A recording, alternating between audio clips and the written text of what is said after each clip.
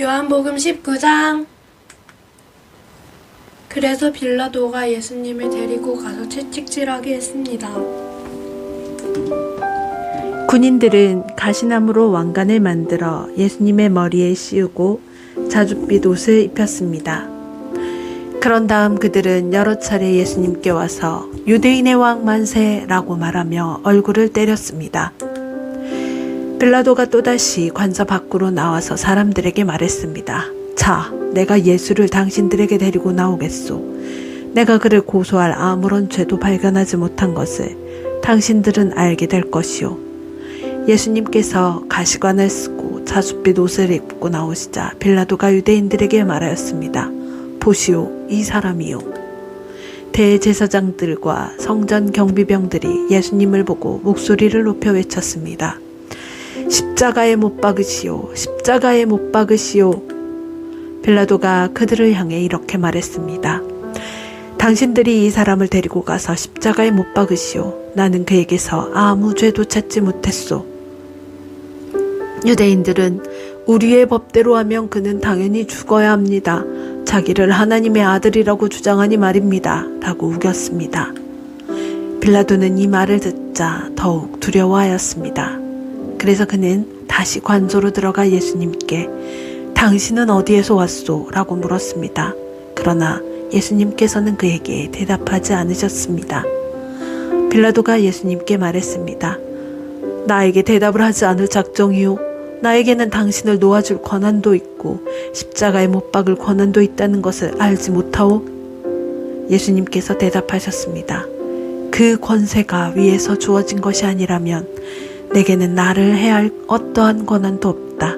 그러므로 나를 너에게 넘겨준 그 사람의 죄는 더 크다. 그때부터 빌라도는 예수님을 놓아주려고 애를 썼습니다. 그러나 유대인들은 소리를 지르며 만일 당신이 이 사람을 풀어주면 당신은 가이사의 지지자가 아닙니다. 자신을 왕이라고 하는 사람을 가이사를 반역하는 자입니다. 라고 외쳤습니다. 빌라도는 이 말을 듣자 예수님을 데리고 나와 돌로 포장된 바닥, 아람어로는 가바다에 마련된 재판석에 앉았습니다. 때는 유월절 주간의 예비일이었고 낮 12시쯤이었습니다. 빌라도가 유대인들에게 말했습니다. 보시오, 당신들의 왕이오. 그 사람들은 소리를 질렀습니다. 없애버려라, 없애버려라, 그를 십자가에 못 박아라. 빌라도가 그들에게 물었습니다. 당신들의 왕을 하더러 십자가에 못 박으란 말이오. 대제사장들이 대답하였습니다. 우리에게는 가이사 외에는 왕이 없소. 그래서 빌라도는 예수님을 십자가에 못 박도록 그들에게 넘겨주었습니다. 군인들이 예수님을 데리고 갔습니다. 예수님께서 자신이 매달릴 십자가를 직접 지고 해골의 터, 아람어로는 골고다라는 곳으로 가셨습니다. 그곳에서 사람들은 예수님을 십자가에 못 박았습니다. 또한 예수님과 함께 다른 두 사람도 예수님을 가운데 두고 양편에 한 사람씩 십자가에 못 박혔습니다. 빌라도는 명패를 써서 십자가 위에 붙였습니다. 거기에는 유대인의 왕 나사렛 예수라고 쓰여 있었습니다. 많은 유대인들이 그 명패를 읽을 수 있었던 것은 예수님께서 죽으신 곳이 예루살렘 성에서 가깝고 그 명패는 아람어, 라틴어, 그리스어로 쓰여 있었기 때문입니다.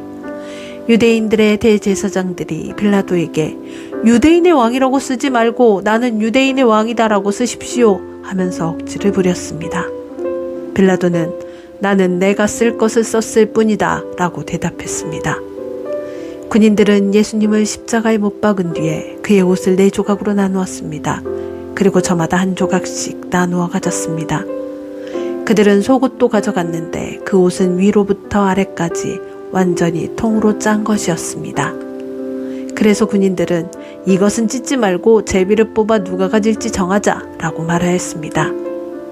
이런 일이 일어난 것은 그렇게 되리라고 말한 성경 말씀을 이루기 위해서였습니다. 그들이 자기들끼리 내 옷을 나누고 내 옷을 가지려고 제비 뽑나이다.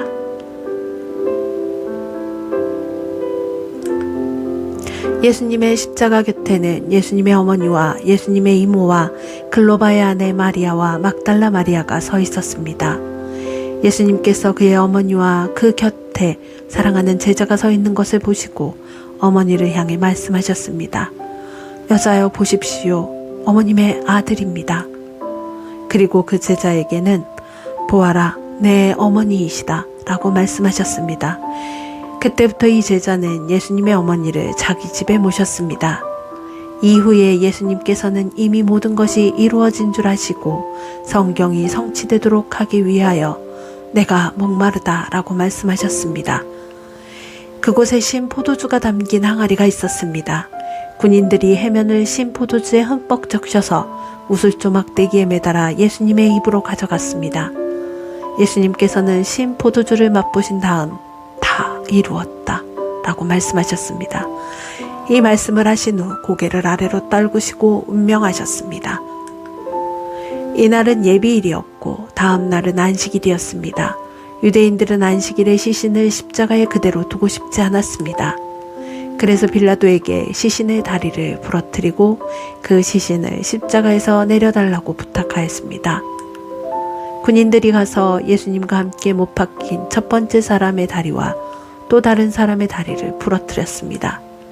그러나 군인들이 예수님께 갔을 때에 그들은 예수님께서 이미 돌아가신 것을 알고는 그분의 다리를 부러뜨리지 않고 창으로 예수님의 옆구리를 찔렀습니다. 바로 피와 물이 쏟아져 나왔습니다. 이것을 본 사람이 증언한 것이니 그의 증언은 참됩니다. 그는 자기가 진리를 말하고 있다는 것을 알았습니다. 그가 이렇게 말한 것은 여러분들도 믿게 하려는 것입니다. 이런 일이 일어난 것은 그의 뼈가 하나도 부러지지 않을 것이다 라고 쓰여진 성경 말씀을 이루기 위해서. 또 다른 성경에는 그들은 자기들이 찌른 사람을 볼 것이다 라는 말씀이 있습니다. 이 일이 일어난 후 아리마대 사람 요셉이 빌라도에게 예수님의 시신을 가져가겠다고 요청하였습니다.